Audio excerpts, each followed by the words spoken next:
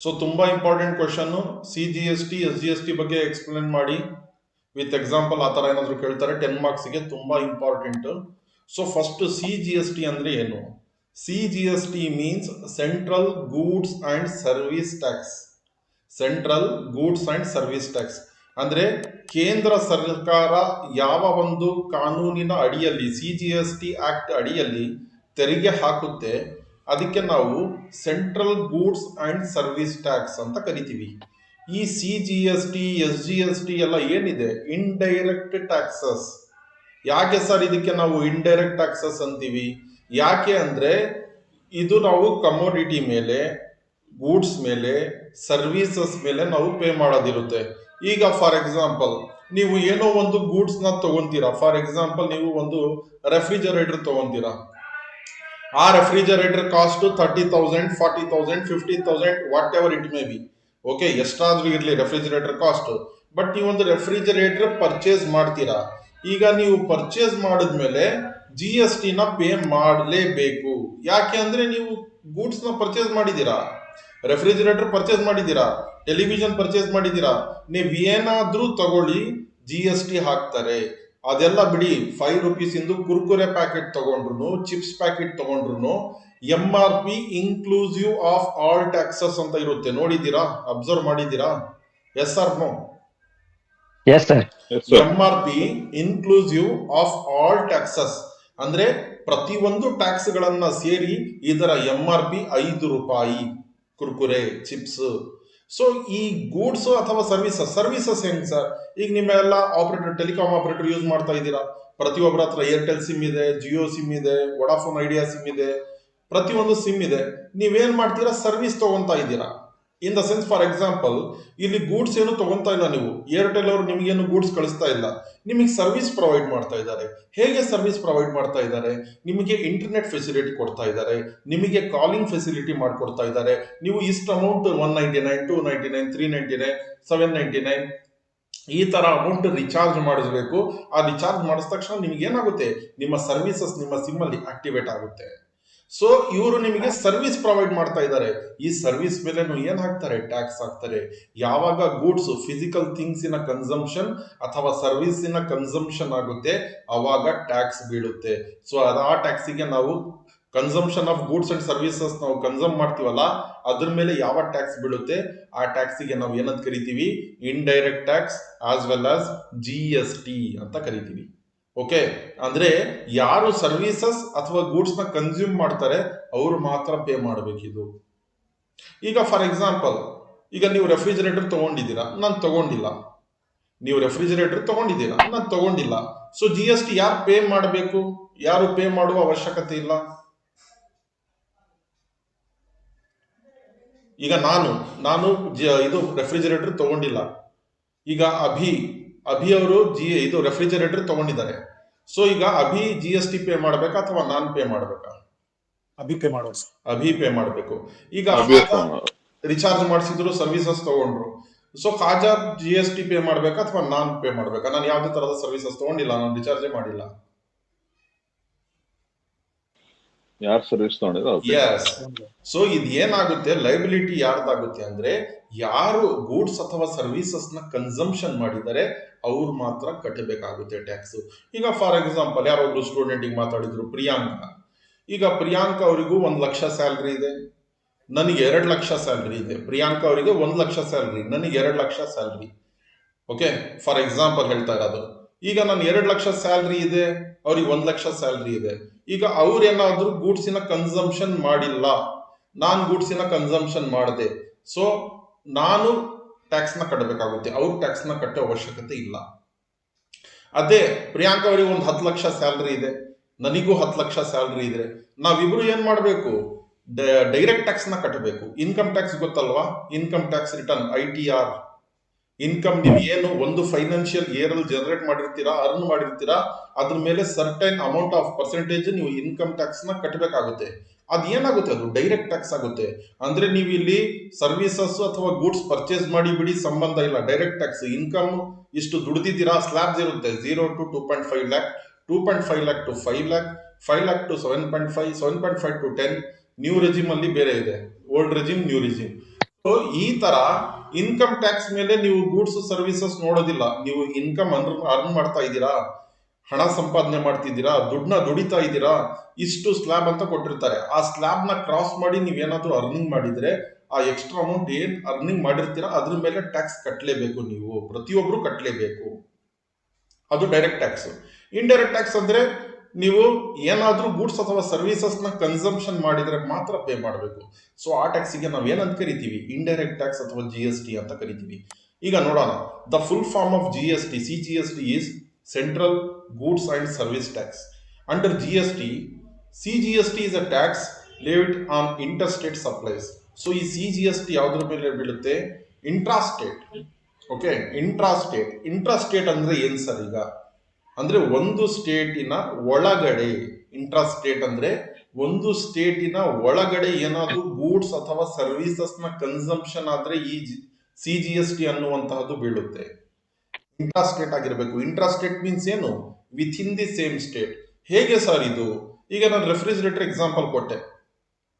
Refrigerator ಎಲ್ಲಿ manufacture ಮಾಡಿದ್ರು? ಹೊಸಕೋಟೆ, ಬೆಂಗಳೂರಲ್ಲಿ ಮ್ಯಾನುಫ್ಯಾಕ್ಚರ್ ಆಯ್ತು ರೆಫ್ರಿಜರೇಟರ್. ಎಲ್ಲಿ? ಹೊಸಕೋಟೆ, ಬೆಂಗಳೂರು. ಸೊ ಇದು ಹೊಸಕೋಟೆ, ಬೆಂಗಳೂರು ಅನ್ನುವಂತಹದ್ದು ಯಾವ ಸ್ಟೇಟ್ ಒಳಗಡೆ ಬರುತ್ತೆ? ಕರ್ನಾಟಕ ಸರ್. ಕರ್ನಾಟಕ.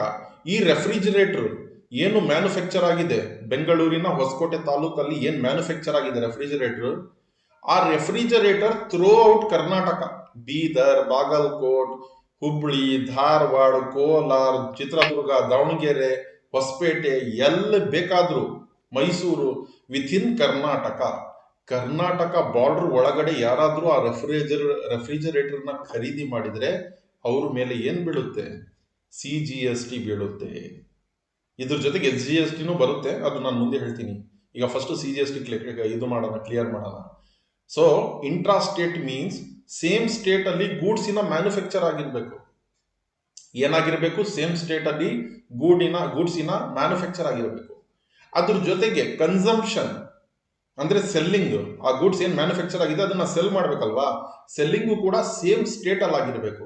ಅವಾಗ CGST ಬೀಳುತ್ತೆ. CGST ಏನಾಗುತ್ತೆ? ಅಪ್ಲಿಕೇಬಲ್ ಆಗುತ್ತೆ for both goods and services by central government and collected by its coffers. ಅಂದ್ರೆ ಅದು ಯಾರಿದ್ದಾರೆ ಅವ್ರ ಥ್ರೂ, ಆ GST ಆಕ್ಟ್ ಅಲ್ಲಿ ಯಾರಿದ್ದಾರೆ ಅವ್ರ through. Accordingly, the levy and collection of CGST are governed by the provision of CGST Act 2017. So ಈ provisions collect ಮಾಡೋದಿಲ್ಲ ಎಲ್ಲಿದೆ? 2017 ಕಾನೂನಲ್ಲಿ CGST ಅಂತ ಕಾನೂನಿದೆ. Central goods and service act 2017 ಅಂತ ಕಾನೂನಿದೆ. ಆ ಕಾನೂನಿನ ಅಡಿಯಲ್ಲಿ ಇದು ಕಲೆಕ್ಟ್ ಆಗುತ್ತೆ CGST. ಟುಗೆದರ್ ವಿತ್ CGST ಅಂದ್ರೆ CGST ಜೊತೆ an equal value of SGST ಅಂದ್ರೆ CGST ಎಷ್ಟಿರುತ್ತೆ ಸೇಮ್ ಈಕ್ವಲ್ ಅಮೌಂಟ್ ಇಂದು SGST ಕೂಡ ಕ್ಯಾಲ್ಕುಲೇಟ್ ಆಗುತ್ತೆ. SGST ಕೂಡ ಏನಾಗುತ್ತೆ? ಆ ಗೂಡ್ಸ್ ಮೇಲೆ, ಆ ಸರ್ವಿಸಸ್ ಮೇಲೆ ಚಾರ್ಜ್ ಆಗುತ್ತೆ. ಯಾವ ಗೂಡ್ಸ್, ಯಾವ ಸರ್ವಿಸಸ್? ವಿತಿನ್ ಸ್ಟೇಟಾ ಅಥವಾ ಔಟ್ ಆಫ್ ಸ್ಟೇಟಾ? Within state. ವಿತಿನ್ ಸ್ಟೇಟ್ ಏನಾಗಿರ್ಬೇಕು? ಆ ಗೂಡ್ಸ್ ಸರ್ವಿಸಸ್ ಸೇಲ್ ಆಗಿರ್ಬೇಕು. ಬರೀ ಸೇಲ್. ವಿದಿನ್ ಸ್ಟೇಟ್ ಅಲ್ಲಿ ಒಂದೇ ಸ್ಟೇಟ್ ಅಲ್ಲಿ ಮ್ಯಾನುಫ್ಯಾಕ್ಚರ್ ಆಗಿ ಅದೇ ಸ್ಟೇಟ್ ಅಲ್ಲಿ ಅದು ಸೇಲ್ ಆಗಬೇಕು ಸರ್. ಎಸ್ ಒಂದೇ ಸ್ಟೇಟ್ ಅಲ್ಲಿ ಮ್ಯಾನುಫ್ಯಾಕ್ಚರ್ ಆಗ್ಬೇಕು, ಪ್ರೊಡಕ್ಷನ್, ಆಮೇಲೆ ಸೇಲ್, ದಟ್ ಈಸ್ ಕನ್ಸಂಪ್ಷನ್ ಆಗ್ಬೇಕು, ಸೇಲು ಆಗ್ಬೇಕು ಸೇಮ್ ಸ್ಟೇಟ್ ಅಲ್ಲಿ. ಅವಾಗ CGST ಬೀಳುತ್ತೆ. ಅದ್ರ ಜೊತೆಗೆ ಟುಗೆದರ್ ವಿತ್ CGST ಅಂದ್ರೆ CGST ಜೊತೆನೆ together and equal value of SGST will also be lived. So ಅದ್ರ ಜೊತೆಗೇನೆ ಸೇಮ್ ಅಮೌಂಟ್ SGST ಬೀಳುತ್ತೆ on the same intra state supply, but will be governed by the particular state government. ಆದರೆ ಈ SGST ಇದೆಯಲ್ಲ, ಇದು state government ಇಂದ govern ಆಗುತ್ತೆ. State government ಅಂದ್ರೆ ನಿಮ್ಮ SGST ಆಕ್ಟ್ ಇದೆ. SGST ಆಕ್ಟ್ ಅಂದ್ರೆ States goods and services act. Okay, state goods and services tax act 2017. So ಈ ಕಾನೂನಿನ ಅಡಿಯಲ್ಲಿ SGST ಸ್ಟೇಟ್ ಕಲೆಕ್ಟ್ ಮಾಡುತ್ತೆ. CGST ಆಕ್ಟ್ 2017 ಅಡಿಯಲ್ಲಿ ಕೇಂದ್ರ ಸರ್ಕಾರ CGST ಕಲೆಕ್ಟ್ ಮಾಡುತ್ತೆ. ಈಗ ನಿಮಗೆ ಒಂದು ಕ್ಲಿಯರ್ ಐಡಿಯಾ ಬರುತ್ತೆ. ಜಸ್ಟ್ ಎ ಸೆಕೆಂಡ್, ನಾನು ನಿಮಗೆ ಒಂದು ಫೋಟೋ ತೋರಿಸ್ತೀನಿ. ಎಲ್ಲರಿಗೂ ಬಿಲ್ ಕಾಣಿಸ್ತಾ ಇದೆಯಾ? ಹೌದು ಸರ್. ಓಕೆ, ಈಗ ಬಿಲ್ ಅಲ್ಲಿ ನೋಡಿ, ಏನೋ ಐಟಮ್ ಪರ್ಚೇಸ್ ಮಾಡಿದ್ದಾರೆ XYZ, ಆ ಐಟಮಿನ ವ್ಯಾಲ್ಯೂ ಎಷ್ಟಿದೆ? 34,321 ಸರ್. ಅಲ್ಲ, ಬಿಲ್ ನಂಬರ್ ಅಲ್ಲ, ನೀವು ಬಿಲ್ ಸರ್, ನಂಬರ್ ಓದ್ತಾ ಇದ್ದೀರಾ. ಹಾ ಸರ್, ಸರ್. ಅಮೌಂಟ್. ಹಾ sir, 11,800 sir. Okay, total amount. ಬರೇ ಟ್ಯಾಕ್ಸ್ ನ ಹೊರತುಪಡಿಸಿದ್ರೆ ಗೂಡ್ಸಿನ ಪ್ರೈಸ್ ಏನಿದೆ ವಿಥೌಟ್ ಟ್ಯಾಕ್ಸ್? 10,000 ಸರ್. 10,000 ಇದೆ. ಈಗ GST ಎಷ್ಟು ಪರ್ಸೆಂಟ್ ಹಾಕಿದ್ದಾರೆ? 18% ಸರ್. ಈಗ 10,000ಕ್ಕೆ 18% ಅಂದ್ರೆ ಎಷ್ಟಾಗುತ್ತೆ? 1800. 1800. ಸೊ CGST ಎಷ್ಟು ಬರುತ್ತೆ, SGST ಎಷ್ಟು ಬರುತ್ತೆ 18ರಲ್ಲಿ? 900. 9% CGST, 9% SGST. ಅಂದ್ರೆ 1800 ಅಲ್ಲಿ 900 900 18 1,800 ರೂಪಾಯಿ ಆಯ್ತು. ಸೊ CGST SGST ಈಕ್ವಲ್ ಆಗಿ ಡಿಸ್ಟ್ರಿಬ್ಯೂಟ್ ಆಗಿದೆಯಾ ಅಥವಾ ಯಾವ್ದಾದ್ರು ಒಂದು ಪರ್ಸೆಂಟ್ ಹೆಚ್ಚು ಕಡಿಮೆ ಇದೆಯಾ? ಇಲ್ಲ ಸರ್. ಸಮಭಾಗವಾಗಿ. For example CGST SGST total GST for example ನಾನು ಹೇಳ್ತಾ ಇರೋದು 12% ಇತ್ತು ಅಂತ ತಿಳ್ಕೊಳ್ಳಿ. ಅವಾಗ CGST ಎಷ್ಟು ಹೋಗುತ್ತೆ, SGST ಎಷ್ಟು ಹೋಗುತ್ತೆ? 600. 6 and 6. Okay 6 and 6, that is 600. ಕ್ಲಿಯರಾ? ಇದೆ CGST SGST. ಈಗ ನೋಡೋಣ, ಕಂಟಿನ್ಯೂ ಮಾಡೋಣ. ಈಗ ನೋಡಿ, ಇಲ್ಲಿ ನಾನು ಹೇಳಿದೆ ನಿಮಗೆ ಒಂದು ಪಾಯಿಂಟ್. ಟುಗೆದರ್ ವಿತ್ CGST ಜೊತೆ an equal value of SGST. So equal value ಇತ್ತ ಬಿಲ್ ಅಲ್ಲಿ? SGST ಇದು ಈಕ್ವಲ್ ವ್ಯಾಲ್ಯೂ ಇತ್ತ, ಇರ್ಲಿಲ್ವಾ? ಇತ್ತು sir. Will also be levied on the same interest rate supply. But governed by ಯಾವ್ದರಿಂದ ಗವರ್ನ್ ಆಗುತ್ತೆ? State government ಇಂದ ಗವರ್ನ್ ಆಗುತ್ತೆ. That is SGST act 2017, state goods and service taxes act 2017. SGST act ಇಂದ govern ಆಗುತ್ತೆ. In other words, if a seller correct ಆಗಿ ನೋಡಿ, if a seller sells a product to a buyer within the same state, say Telangana, then CGST and SGST will apply. ಏನ್ ಹೇಳ್ತಾ ಇದೆ? ಯಾವ್ದಾದ್ರು seller same state ಅಲ್ಲೇ sell ಮಾಡಿದರೆ, example ಯಾವ್ದು ತಗೊಂಡಿದ್ದಾರೆ? ತೆಲಂಗಾಣ ಅಂತ ತಗೊಂಡಿದ್ದಾರೆ. ಯಾಕೆ ಕರ್ನಾಟಕ ಬರಲ್ವಾ? ಗೋವಾ ಬರಲ್ವಾ? ಮಹಾರಾಷ್ಟ್ರ ಬರಲ್ವಾ? ಬರಲ್ವಾ? ಇವೆಲ್ಲ ಸ್ಟೇಟ್ಸ್, ಬಾಕಿ ಸ್ಟೇಟ್ಸ್. ಅಂದ್ರೆ ಅಲ್ಲೇ ಪ್ರೊಡಕ್ಷನ್, ಮಹಾರಾಷ್ಟ್ರದಲ್ಲಿ ಪ್ರೊಡಕ್ಷನ್ ಆಗಿ ಮಹಾರಾಷ್ಟ್ರದಲ್ಲಿ ಸೆಲ್ ಆದ್ರೆ, ಕನ್ಸಂಪ್ಷನ್ ಆದ್ರೆ ಬರಲ್ವಾ ಮಹಾರಾಷ್ಟ್ರ ಕೂಡ? ಓಕೆ, ಇಲ್ಲಿ ಎಕ್ಸಾಂಪಲ್ ತಗೊಂಡಿರೋದು ತೆಲಂಗಾಣ ಅಂತ ಜಸ್ಟ್ ಎಕ್ಸಾಂಪಲ್ ತಗೊಂಡಿದ್ದಾರೆ. ಯಾವುದೇ ಸ್ಟೇಟ್ ಆಗಲಿ, ಮಹಾರಾಷ್ಟ್ರ, ಮಧ್ಯಪ್ರದೇಶ್, ಕೇರಳ, ಗೋವಾ, ಮಣಿಪುರ್, ಡೆಲ್ಲಿ, ಓಕೆ, ನಿಮ್ಮ ಉತ್ತರ ಪ್ರದೇಶ, ಬಿಹಾರ, ಯಾವ್ದಾದ್ರೂ ಆಗಿರ್ಲಿ, ಯಾವುದೇ ಸ್ಟೇಟ್ ಆಗಿರ್ಲಿ, ಪ್ರೊಡಕ್ಷನ್, ಆ ವಸ್ತುವಿನ ಪ್ರೊಡಕ್ಷನ್, ಉತ್ಪಾದನೆನೂ ಅದೇ ಸ್ಟೇಟ್ ಅಲ್ಲಿ ಆಗ್ಬೇಕು. ಅದರ ಕನ್ಸಂಪ್ಷನ್ ಅಂದ್ರೆ ಅದರ ಸೆಲ್ಲಿಂಗ್ ಅದೇ ಸ್ಟೇಟ್ ಅಲ್ಲಿ ಆಗಿರ್ಬೇಕು. ಅವಾಗ ನಿಮಗೆ SGST CGST ಬೀಳುತ್ತೆ. Okay, in other words, if a seller sells a product to a buyer within the same state, ಅಂದ್ರೆ within same state buyer and seller ಇಬ್ರು ಒಂದೇ ಸ್ಟೇಟ್ ಅಲ್ಲಿ ಸೆಲ್ಲಿಂಗ್ ಅಂಡ್ ಪರ್ಚೇಸಿಂಗ್ ಮಾಡಿದ್ರೆ, then ಅವಾಗ CGST and SGST will apply. ಅವಾಗ ಏನಾಗುತ್ತೆ? CGST ಹಾಗೂ SGST applicable ಆಗುತ್ತೆ. This implies that both central and state government will agree on combining their levies with an appropriate proportion for revenue sharing between them. So appropriate revenue share ಆಗ್ತಾ ಇದೆಯಾ ಇಲ್ವಾ? Total 18% GST ಹಾಕಿದ್ದಾರೆ. Appropriate proportional ಅಲ್ಲಿ sharing ಆಗ್ತಾ ಇದೆಯಾ ಇಲ್ವಾ? Revenue 9:9 ಆಗ್ತಾ ಇದೆ ಸರ್. ಶೇರ್ ಆಗ್ತಾ ಇದೆ. ಅವ್ರು 100 ರೂಪಾಯಿ ಕಲೆಕ್ಟ್ ಮಾಡಿದ್ರೆ ಅವ್ರು 50 ರೂಪಾಯಿ, ಸೆಂಟ್ರಲ್ ಗೌರ್ಮೆಂಟ್, ಸ್ಟೇಟ್ ಗೌರ್ಮೆಂಟ್ 50 ರೂಪಾಯಿ. ಅಂದ್ರೆ ಅಪ್ರೋಪ್ರಿಯೇಟ್ ಶೇರಿಂಗ್ ಬೇಸಿಸ್ ಮೇಲೆ ಈ GST ನ ಕೇಂದ್ರ ಹಾಗೂ ರಾಜ್ಯ ಸರ್ಕಾರಗಳು ಕಲೆಕ್ಟ್ ಮಾಡ್ತವೆ. It is clearly mentioned in section 8. ಎಲ್ಲಿ ಮೆನ್ಷನ್ ಆಗಿದೆ? ಬಹಳ ಇಂಪಾರ್ಟೆಂಟ್, ಮೆನ್ಷನ್ ಮಾಡಬೇಕು ಇದರಲ್ಲಿ ಎಕ್ಸಾಮ್ ಅಲ್ಲಿ. It is clearly mentioned in section 8 of the CGST act. CGST act ಅಲ್ಲಿ ಯಾವುದ್ರ ಬಗ್ಗೆ ಪ್ರಾವಿಷನ್ ಇರೋದು? CGST ಬಗ್ಗೆನಾ SGST ಬಗ್ಗೆನಾ ಪ್ರಾವಿಷನ್ ಸಿಗೋದು ನಮಗೆ? CGST ಆಕ್ಟ್ ಅಡಿಯಲ್ಲಿ CGST. SGST ಆಕ್ಟ್ ಅಡಿಯಲ್ಲಿ ಯಾವ್ದ್ರ ಬಗ್ಗೆ ಪ್ರಾವಿಷನ್ ಸಿಗೋದು? ಹೇಳಿ correct. State goods service tax. Okay, SGST ಅಲ್ಲಿ ಸ್ಟೇಟ್ ಇನ್ ಸಿಗುತ್ತೆ, CGST ಅಲ್ಲಿ ಸೆಂಟ್ರಲ್ ಇನ್ ಸಿಗುತ್ತೆ. Okay, it is clearly mentioned in section 8 of the CGST Act that the taxes be levied on all interstate supplies of the goods and services, but the rate of tax shall not be exceeding 14% each. ಅಂದ್ರೆ maximum ಏನಿದೆ ನಿಮ್ಮ section 8 ಏನ್ ಹೇಳುತ್ತೆ, section 8 of CGST act ಏನ್ ಹೇಳುತ್ತೆ, 14% each ಅಂದ್ರೆ ಯಾರು, CGST 14, SGST 14. Maximum ಏನಾಗುತ್ತೆ 14% ನ ಕ್ರಾಸ್ ಮಾಡಂಗಿಲ್ಲ. ಇನ್ ದ ಸೆನ್ಸ್ ಎರಡು ಸೇರಿದ್ರೆ ಎಷ್ಟು ಪರ್ಸೆಂಟ್ ಆಗುತ್ತೆ, 28 sir. 28. So maximum tax, maximum slab ಹಾಕ್ತಾ ಇರೋದು ಎಷ್ಟು GST ಅಲ್ಲಿ, 28%. 28% ನ ಮೀರುವಂಗಿಲ್ಲ. ಅದು 28% ಬರೀ CGST ನ ಅಥವಾ ಬರೀ SGST ನ ಅಥವಾ ಎರಡು ಸೇರಿನ? ಸರ್ SGST ಟ್ಯಾಕ್ಸ್ ಮತ್ತೆ ಇದು CGST ಇದು 14 ಸರ್, ಅದು 14% ಸರ್. ಎರಡು ಸೇರಿ ಮ್ಯಾಕ್ಸಿಮಮ್ 28% ದಾಟ್ಕೊಡುದು. ಬರೀ CGST ಅಥವಾ ಬರೀ SGST ಅಂದ್ರೆ ಮ್ಯಾಕ್ಸಿಮಮ್ ಎಷ್ಟು ದಾಟ್ಕೊಡುದು?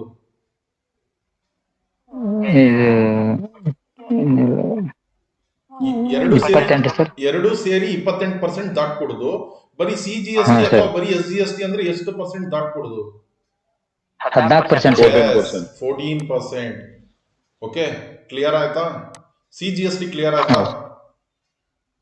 ಹೌದು ಸರ್. ಈಗ ಬಿಲ್ ಎಲ್ಲ ನೆನಪಿದ್ಯಾ? ಬಿಲ್ ನೋಡಿದ್ರಾ? ಹ್ಞೂ ಸರ್, ನೋಡಿದ್ವಿ. ಓಕೆ, ಈಗ SGST ನೋಡೋಣ. SGST, state goods and service tax. SGST means state goods and service tax under GST. An equivalent amount of SGST is a tax levied on interstate supply. ಇದನ್ನು ಕೂಡ ಏನಾಗುತ್ತೆ, interstate supply. ಯಾರಾದ್ರೂ ನನಗೆ ಅರ್ಥ ಹೇಳಿ, what do mean by intrastate supply? Intrastate supply ಅಂದ್ರೆ ಏನು ಅರ್ಥ? ಔಟ್ ಆಫ್ ಸ್ಟೇಟ್ ಸೆಲ್ ಮಾಡೋದು ಸರ್. ಇಂಟ್ರಾಸ್ಟೇಟ್ ಅಂದ್ರೆ ಇಂಟರ್ ಅಲ್ಲ, ಇಂಟ್ರಾ. ಎಸ್, ವಿದಿನ್ ಸ್ಟೇಟ್ ಅಂದ್ರೆ ಅದಕ್ಕೆ ನಾವು ಏನಂತ ಕರಿತೀವಿ, ಇಂಟ್ರಾಸ್ಟೇಟ್ ಮೀನ್ಸ್ ವಿದಿನ್ ಸ್ಟೇಟ್ ಅಂತ. ಇಂಟರ್, INTER, ಇಂಟರ್ ಸ್ಟೇಟ್ ಅಂದ್ರೆ ಔಟ್ಸೈಡ್ ದಿ ಸ್ಟೇಟ್ ಅಂತ. ಬರ್ಕೊಂಡ್ಬಿಡ್ರಿ ಎಲ್ಲಾದ್ರೂ, ಮತ್ತೆ ಕನ್ಫ್ಯೂಸ್ ಮಾಡ್ಕೊಬಾರ್ದು. ನೀವೆಲ್ಲ ಕರೆಕ್ಟ್ ಆಗಿ ಬರ್ದು, ಪರ್ಸೆಂಟೇಜ್ ಕರೆಕ್ಟ್ ಆಗಿ ಬರ್ದು, CGST act, SGST act, calculation, ಲೆಕ್ಕಾಚಾರ ಎಲ್ಲ ಕರೆಕ್ಟ್ ಆಗಿ ಬರ್ದು, ಬರೀ ಇಂಟ್ರಾಸ್ಟೇಟ್ ಇಂಟರ್ ಸ್ಟೇಟ್ ತಪ್ಪು ಬರ್ದು ಬಿಟ್ರೆ ಮೀನಿಂಗ್ ಚೇಂಜ್ ಆಗ್ಬಿಡುತ್ತೆ. ಸೊ ಹಾಗಾಗಿ ಇಂಟ್ರಾಸ್ಟೇಟ್, ಇಂಟರ್ ಸ್ಟೇಟ್ ಅರ್ಥ ತಿಳ್ಕೊಬೇಕು. ಅದು ಎಲ್ಲಾದ್ರೂ ಮೆನ್ಷನ್ ಮಾಡ್ಕೊಬೇಕು. ಪಾಯಿಂಟ್, ಇಂಟ್ರಾಸ್ಟೇಟ್ ಅಂದ್ರೆ ವಿಥಿನ್ ಸ್ಟೇಟ್, ಇಂಟರ್ ಸ್ಟೇಟ್ ಅಂದ್ರೆ ಔಟ್ಸೈಡ್ ದಿ ಸ್ಟೇಟ್. ಓಕೆ, ಈಗ SGST means state goods and service tax under GST. An equivalent amount of SGST is a tax levied on interstate supply. Intrastate supply ಅಂದ್ರೆ within state ಏನ್ supply ಆಗ್ತಾ ಇದಾವೆ ಅದ್ರ ಮೇಲೆ ಈ SGST ಬೀಳುತ್ತೆ. Both goods and services by a particular state government where the product is sold is consume. ಅಂದ್ರೆ ಅಲ್ಲಿ ಯಾವ ಸ್ಟೇಟ್ ಅಲ್ಲಿ ಪ್ರೊಡಕ್ಷನ್ ಆಗಿದೆ, ಆಸ್ ವೆಲ್ ಆಸ್ ಎಲ್ಲಿ ಸೇಲ್ ಆಗಿದೆ, ಎಲ್ಲಿ ಕನ್ಸಂಪ್ಷನ್ ಆಗಿದೆ, ಕನ್ಸ್ಯೂಮ್ ಆಗಿದೆ, ಅದನ್ನ ಬಳಸಿದ್ದಾರೆ, ಪ್ರಾಡಕ್ಟ್ ಖರೀದಿ ಮಾಡಿ ಬಳಸಿದ್ದಾರೆ. ಸೊ ಅಲ್ಲಿ ಏನ್ ಬೀಳುತ್ತೆ, SGST ಬೀಳುತ್ತೆ. CGST ಬೀಳುತ್ತೆ, ಫಸ್ಟ್ ಓದಿದ್ವಿ ನಾವು CGST act. After that SGST ಬೀಳುತ್ತೆ ಅದ್ರ ಜೊತೆ. Therefore, levy and collection of SGST are governed by respective states SGST Act 2017. ಅಲ್ಲಿ ಯಾವ ಆಕ್ಟ್ ಬಂದಿತ್ತು CGST ಅಲ್ಲಿ? CGST Act 2017. ಇಲ್ಲಿ ಸ್ಟೇಟ್ ಅಲ್ಲಿ ಯಾವ ಆಕ್ಟ್ ಬಂತು? State good services tax act 2017. Okay, ಈ ಕಾನೂನು ಬಂತು. ಅಂದ್ರೆ ಈ SGST ಟ್ಯಾಕ್ಸ್ ಏನಿದೆ, service taxes, goods and service taxes, ರಾಜ್ಯ ಸರ್ಕಾರಗಳು SGST ಆಕ್ಟ್ ಅಡಿಯಲ್ಲಿ ಕಲೆಕ್ಟ್ ಮಾಡ್ತವೆ. ಸೊ ಕಲೆಕ್ಟ್ ಮಾಡುವಂತ ಪವರ್ ಎಲ್ಲಿದೆ? SGST ಆಕ್ಟ್ ಅಲ್ಲಿ ಇದೆ. As amended from time to time, ಇದೇನ್ ಮಾಡ್ತಾ ಇರ್ತಾರೆ, ಅಮೆಂಡ್ಮೆಂಟ್ ಮಾಡ್ತಾ ಇರ್ತಾರೆ. ಅಮೆಂಡೆಡ್ ಅಂದ್ರೆ ತಿದ್ದುಪಡಿ. ಓಕೆ, ತಿದ್ದುಪಡಿ ಮಾಡ್ತಾ ಇರ್ತಾರೆ ಕಾನೂನಲ್ಲಿ from time to time. For instance, after the introduction of SGST, SGST ಬಂದಾಗ all the state taxes such as value added tax, ಮೊದಲು ವ್ಯಾಟ್ ಇತ್ತು. ಯಾರ್ಯಾರು ಮುಂಚೆ ಹಳೆ ಬಿಲ್ ಎಲ್ಲ ನೋಡಿದಿರಾ ಗೊತ್ತಿರುತ್ತೆ. ಮೊದಲು ವ್ಯಾಟ್ ಇತ್ತು, value added tax. Entertainment tax ಇತ್ತು, ಲಕ್ಸುರಿ ಟ್ಯಾಕ್ಸ್ ಇತ್ತು, ಎಂಟ್ರಿ ಟ್ಯಾಕ್ಸ್ ಇತ್ತು. ಅದೆಲ್ಲ ಏನಾಯ್ತು, ಅಬಾಲಿಷ್ ಆಗ್ಬಿಡ್ತು, ಅದೆಲ್ಲ ತೆಗ್ದು ಹಾಕ್ಬಿಟ್ರು. ಈಗ ಒಂದೇ ಒಂದು ಟ್ಯಾಕ್ಸ್, ದಟ್ ಈಸ್ SGST. ಈ ಮುಂಚೆ ಎಲ್ಲ ಇದ್ವಲ್ಲ, VAT, value added tax, entertainment tax, luxury tax, ಈ ಟ್ಯಾಕ್ಸಸ್ ಎಲ್ಲ ರಾಜ್ಯ ಸರ್ಕಾರಗಳು ಕಲೆಕ್ಟ್ ಮಾಡ್ತಾ ಇದ್ವು. ಏನ್ ಮಾಡ್ತಾ ಇದ್ವು, ರಾಜ್ಯ ಸರ್ಕಾರಗಳು ಈ ಟ್ಯಾಕ್ಸ್ ಎಲ್ಲ ಕಲೆಕ್ಟ್ ಮಾಡ್ತಾ ಇದ್ವು. ಈಗ ಇವೆಲ್ಲ ಟ್ಯಾಕ್ಸ್ ನ ತೆಗ್ದಾಕಿ ಒಂದೇ ಒಂದು ಟ್ಯಾಕ್ಸ್ ಬಂದಿದೆ, ದಟ್ ಈಸ್ SGST. ರಾಜ್ಯ ಸರ್ಕಾರ SGST. ಬೇರೆ ಬೇರೆ ತರಿಯೇ, ಇದರಲ್ಲಿ ಇನ್ನೊಂದು ಹಾಕಿಲ್ಲ ನಾನು, ST ಸರ್ವಿಸ್ ಟ್ಯಾಕ್ಸ್ ಅಂತ ಬರ್ತಿತ್ತು ಮುಂಚೆ. ಓಕೆ, ವ್ಯಾಲ್ಯೂ ಆಡೆಡ್ ಟ್ಯಾಕ್ಸ್ ಯಾವ್ದ್ರ ಮೇಲೆ, ನೀವೇನಾದ್ರೂ ಗೂಡ್ಸ್ ಪರ್ಚೇಸ್ ಮಾಡಿದ್ರೆ ವ್ಯಾಲ್ಯೂ ಆಡೆಡ್ ಟ್ಯಾಕ್ಸ್ ವ್ಯಾಟ್, ನೀವೇನಾದ್ರೂ ಸರ್ವಿಸಸ್ ಕನ್ಸಂಪ್ಷನ್ ಮಾಡಿದ್ರೆ ST ಅಂತ ಹಾಕ್ತಾ ಇದ್ರು. ST ಮೀನ್ಸ್ ಸರ್ವಿಸ್ ಟ್ಯಾಕ್ಸ್ ಅಂತ ಹಾಕ್ತಾ ಇದ್ರು. ಓಕೆ, ಅದೆಲ್ಲ ಯಾರು ಈ ಸರ್ವಿಸ್ ಟ್ಯಾಕ್ಸ್ ಎಲ್ಲ ಹಾಕ್ತಿದ್ದು, ಸ್ಟೇಟ್ ಗೌರ್ಮೆಂಟ್ಗಳು ಹಾಕ್ತಾ ಇದ್ವು. ಓಕೆ, ಲಕ್ಸುರಿ ಟ್ಯಾಕ್ಸ್ ಯಾರು ಹಾಕ್ತಾ ಇದ್ರು, state government. Entertainment tax, watt ಎಲ್ಲ ಸ್ಟೇಟ್ ಗೌರ್ಮೆಂಟ್ ತನ್ನ ಮನಸ್ಸಿಗೆ ಬಂದಂತೆ ಟ್ಯಾಕ್ಸ್ ಹಾಕ್ತಾ ಇದ್ರು. ಬೇರೆ ಬೇರೆ ರಾಜ್ಯಗಳಲ್ಲಿ ಬೇರೆ ಬೇರೆ ರಾಜ್ಯ ಸರ್ಕಾರಗಳು ತಮಗೆ ಇಚ್ಛೆ ಆದಂಗೆ, ತಮಗೆ ಇಷ್ಟ ಆದಂಗೆ ಟ್ಯಾಕ್ಸಸ್ ನ ಹಾಕ್ತಾ ಇದ್ರು. ಈಗ GST ಬಂದ್ಬಿಟ್ಟು ಏನಾಯ್ತು, ಯಾರು ಇಚ್ಛೆ ಬಂದಂಗೆ ಇಷ್ಟ ಬಂದಂಗೆ ಅವರ ಅನುಸಾರವಾಗಿ ಟ್ಯಾಕ್ಸ್ ಹಾಕಂಗಿಲ್ಲ. GST ಆಕ್ಟ್ ಇದೆ, ಆ GST ಆಕ್ಟ್ ಪ್ರಕಾರ ಯೂನಿಫಾರ್ಮ್ ರೇಟ್ಸ್ ನ ಅಪ್ಲೈ ಮಾಡಬೇಕು. Okay, as explained above, CGST will also be laid on the same intra-state supply but will be governed by the central government. ಅಂದ್ರೆ ಯಾವ್ದಾದ್ರು ಒಂದು goods and service consumption intrastate means within the state, same state ಅಲ್ಲಾದ್ರೆ ಅವಾಗ CGST ಬೀಳುತ್ತೆ. But ಆ CGST ನ govern ಮಾಡೋದು ಯಾರು, ಸ್ಟೇಟ್ ಗೌರ್ಮೆಂಟಾ ಸೆಂಟ್ರಲ್ ಗೌರ್ಮೆಂಟಾ? Central government sir. Okay, SGST ನ ಗವರ್ನ್ ಮಾಡೋದು ಸ್ಟೇಟ್ ಗೌರ್ಮೆಂಟ್ ಸರ್. 100%. ಈಗ ಒಂದು ಎಕ್ಸಾಂಪಲ್ ನೋಡ್ಬಿಡೋಣ, ನಿಮಗೆ ಅರ್ಥ ಆಗುತ್ತೆ ಕ್ಲಿಯರ್ ಆಗಿ. Example for CGST and SGST with calculation, ಲೆಕ್ಕ ಮಾಡಿ ನೋಡೋಣ. Example for CGST and SGST with calculation. Let's suppose ಇದು Rajesh Limited is a dealer. Okay, Rajesh Limited ಅನ್ನುವಂಥವ್ರು ಡೀಲರ್ ಎಲ್ಲಿದ್ದಾರೆ, in Chhattisgarh.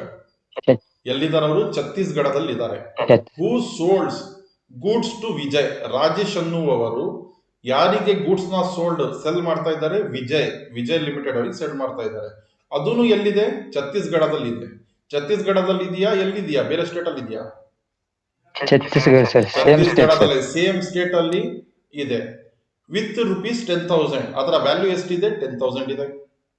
The GST rate is 18%. GST 18% ಇದೆ, ಅಂದ್ರೆ 10,000 ಗೆ 18%.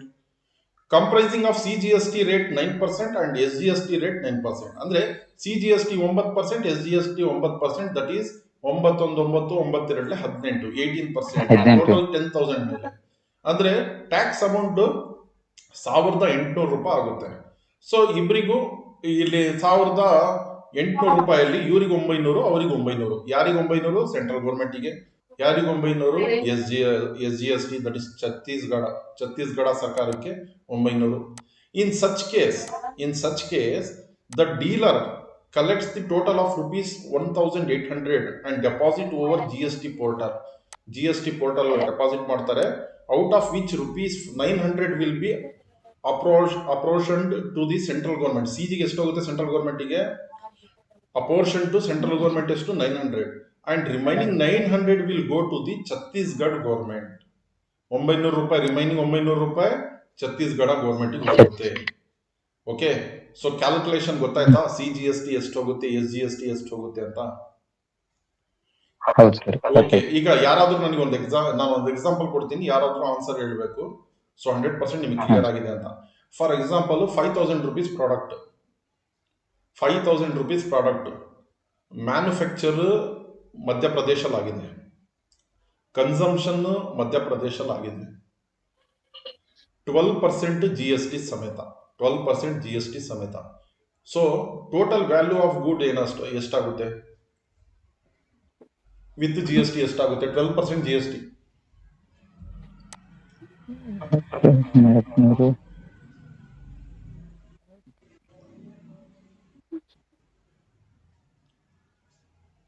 $1,200 ಸರ್. 1,500 ಸರ್. 1,500 ಕರೆಕ್ಟಾಗಿ ನೋಡಿ ಹೇಳಿ, ಎಲ್ಲ ಲೆಕ್ಕ ಮಾಡಿ, ಟೈಮ್ ತಗೊಳ್ಳಿ.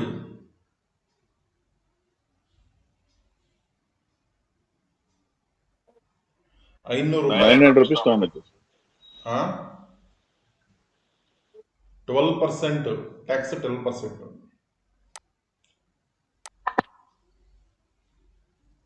₹5,000 ಐಟಮ್ ಗೂಡ್ಸ್, 5,000 ರೂಪೀಸ್, ಅದಕ್ಕೆ 12% ಟ್ಯಾಕ್ಸ್. Percent tax